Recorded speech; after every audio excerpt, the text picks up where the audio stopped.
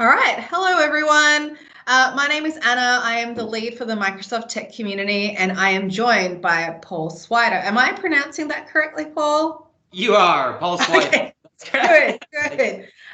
So I've been doing a bunch of interviews with people from the community talking about adoption and Microsoft 365. So Paul, tell us a little bit about yourself. Tell us where you are right now and what you do in your day job and your experience with Teams specifically.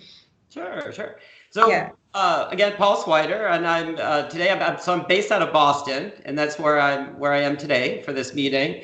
And so I spend the bulk of my day job is as the chief technology officer for a company called Real Activity. And so we focus on the operational side of large learning hospitals. And so our focus is in healthcare.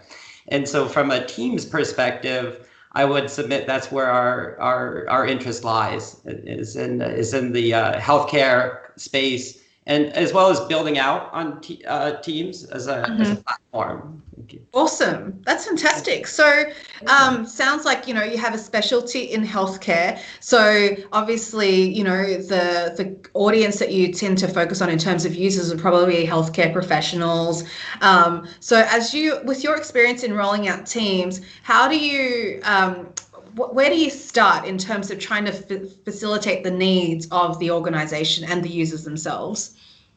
Yeah, so sure. So I think with Teams, one of the interesting things is that we can sort of learn from lessons past, right? And so this isn't the first time where we've had to sort of cross this bridge, if you will, in terms of user adoption in the enterprise and in healthcare, right? We've been through this before with things, for example, like SharePoint, right? I've spent a number of years in the SharePoint space where this was a hot topic as well. Yep. And quite frankly, what I'm finding, and I think some of the, one of the quick pro tips I might offer some people that are getting into this anew now, if you will, is just to really remember some of those lessons that we've already learned, lessons around governance, around communication with the end users, setting expectations, right? Training. I would say that all of these issues around user adoption are still very, very relevant today with Teams.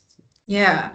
And do you see, is there anything specific to the healthcare industry that you've done? Is there a particular approach that you do? Just so, because you mentioned in our sort of brief conversation before that, that there's a particular device that healthcare professionals use. Like, how do you sort of understand what those particular needs are, whether Teams is really the appropriate solution for them? Yeah, sure. It's a really great question. And what I find today from my approach and our approach at Real Activity is we like to start all conversations around the security first principle, if you will. Okay. So right away we start talking about things like patient information management, HIPAA compliance. And even if we're not doing that directly, that's right at the top of our list in terms of the things we want to hit first. And then go from there. Then we'll go down the path of, the standard path of talking to the business units, the users, and drawing out exactly what it is that they're trying to do. But really for us, especially in healthcare today, and especially with enterprise clients that we have, it all starts with a conversation around security first, and then we go from there. Interesting. And that conversation is happening with IT in the healthcare industries, right? That's correct. Yeah. And we'll often make sure, and we're a little bit different in this way, but we'll make sure we're kicking that conversation, right? So a lot of times when you go into the initial conversations with the business side of the house, if you will, that's one of the last things that they might want to talk about, right? About Teams and the technology, et cetera. And so it's a balance, right? You have to find a way to make sure that conversation is getting kicked up to the appropriate people so that you can have a conversation. And then, and then of course, all the stuff that I'm sure you're learning through these interviews, right, around user adoption comes into play. But I think that's something that we do just a little bit different. And again, I think the primary reason is because we're dealing with a lot of patient and financial data in enterprise healthcare. So that's information management is critical for us. And how typically how would you roll out Teams to a healthcare organization? Would you do it all at once, or would you go team by team? Absolutely. More team by team. I think it would be the preferred approach, especially with, again, we're working with some of the larger hospitals, so a team by team approach would be preferred. And that, I think, one of the things I'm most excited about is some of the tools that you're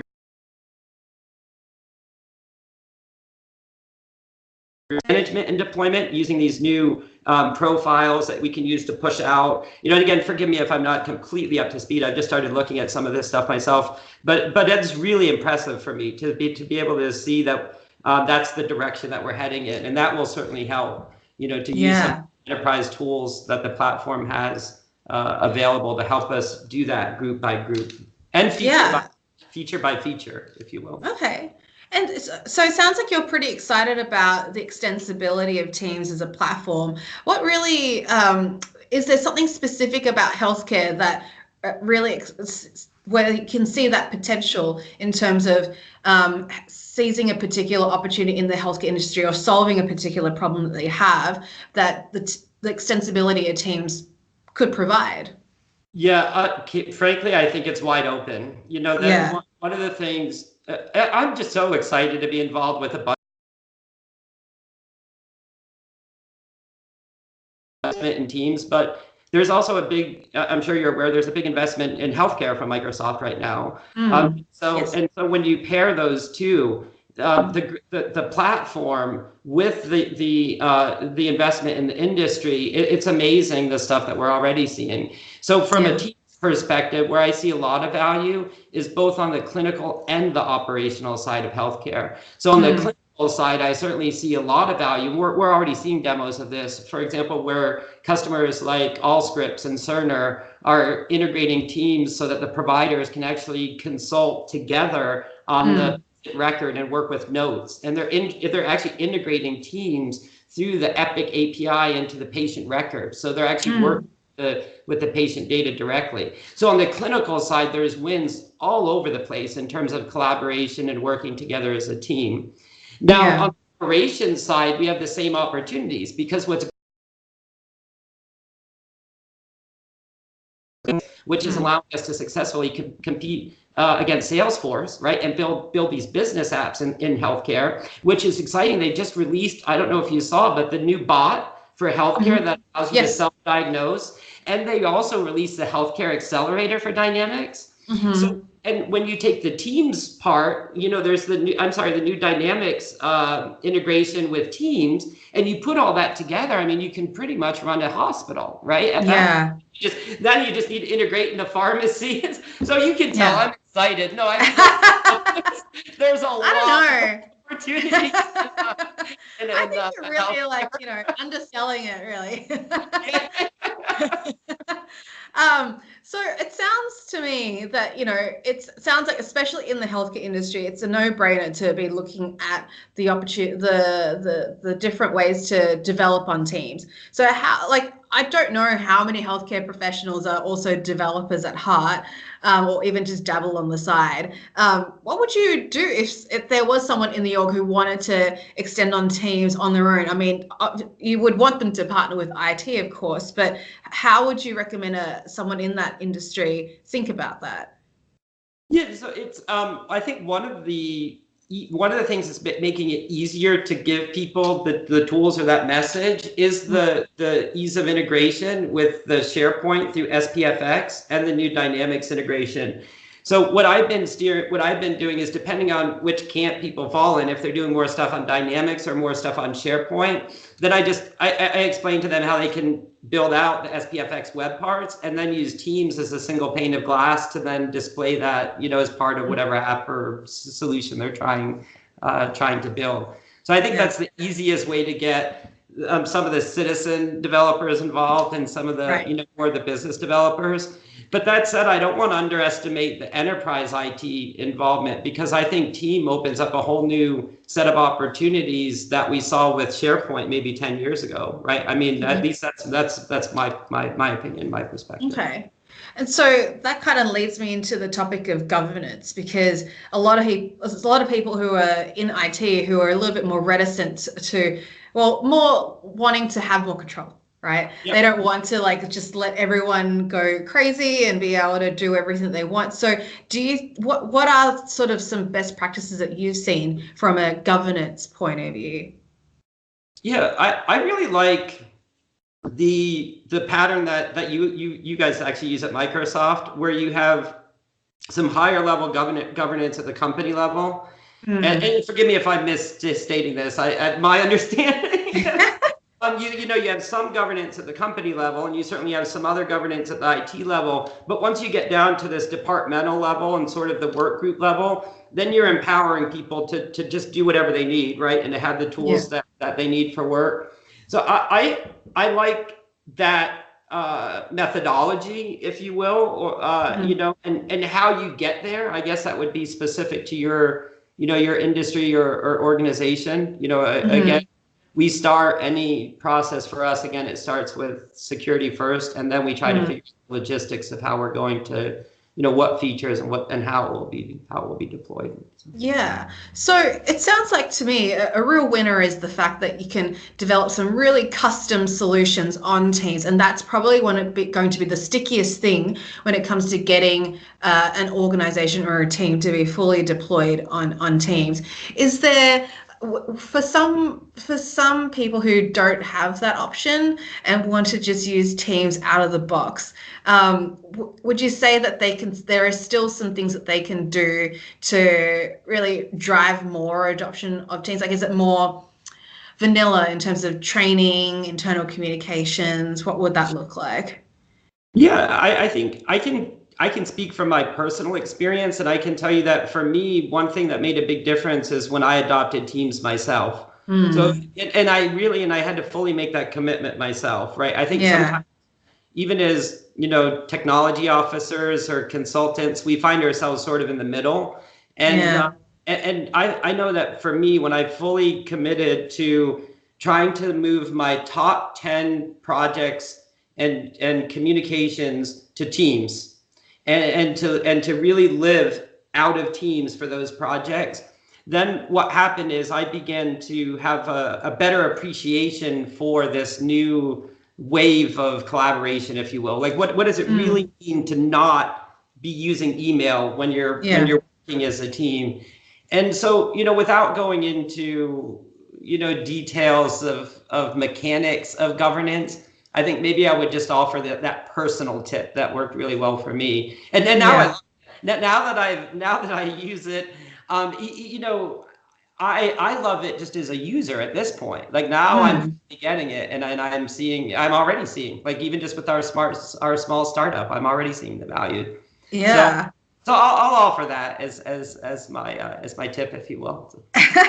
I've also done the same. For me, using Teams, it was definitely something that I had some slight personal resistance with, because I was used to just working through email, SharePoint, and Skype for Business. But it took, for me to really make the switch, I had to basically stop Skype for Business launching in the background. That's all I needed to do. And then I stopped being used to it. And the fact that everyone was already having a lot of activity in Teams, that was the other incentive for me to just keep using it, and everything works fine. If anything, better. Now that if I ever get invited to a Skype for Business meeting, I feel like I'm in the dinosaur ages. I was like, what is this UI? Like, this is really odd. But it's funny how quickly change can be implemented. But certainly it takes a groundswell of people, right? It can't be just be led by one person. It gets really lonely out there, and you really need a lot of people within the organization, exec sponsorships, exec sponsors, to also champion that change. So that's really important. If that's one of the key things I've learned from the 3 interviews I've had so far, and you're my 4th. So nice. So good. Do you have any other final thoughts on, driving adoption when it comes to Teams, or even just extending Teams?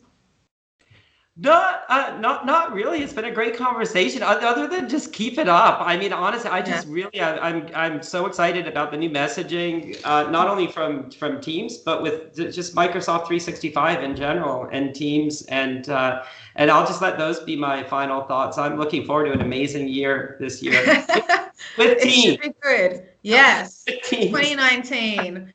We all have New Year's resolutions, and the first one should be turning off that auto launch for Skype for Business. If you can do that, yes, right? Maybe I can steal yours if you don't mind. Yes, what she said. What she said. Actually, one final question for you. If someone wanted to learn more about developing on Teams, what are your top 3 resources for them? Yeah, so right now I really like the Docs site. It's obviously one of the best places to go for the most recent information. And then one of my maybe a little pro tip I'll share with people is I love actually searching GitHub just like I would search Google. So that's a really great, would be surprised how much stuff there is for Teams already up in GitHub. So just pretend it's Google and just go search up in GitHub, Teams Dynamics or Teams in healthcare. And then the third, which is a really great resource that seems to just be exploding, is the tech community. techcommunity.microsoft.com. There's a ton of great resources up there. And, of course, links to the events and stuff. I would say those are probably my top 3. I'm so glad you said tech community. Otherwise, I would have had to put that in there. Good job. Good job. No prompting whatsoever. Nice. Well, thank you so much for the conversation, Paul. If you guys want to continue the conversation, you can find Paul on Twitter. What's your Twitter handle, Paul? Swider. People call me Swider, but it's P Swider. Yeah, Like the Swider. How weird. That's brilliant. You thought of that yourself, right? I wish. Awesome. Well, thanks for the chat. You can find us on Twitter and of course on the tech community. If there's any other questions, feel free to hit us up on there. All right. Thank you so much, Paul. Have a great day. Cheers.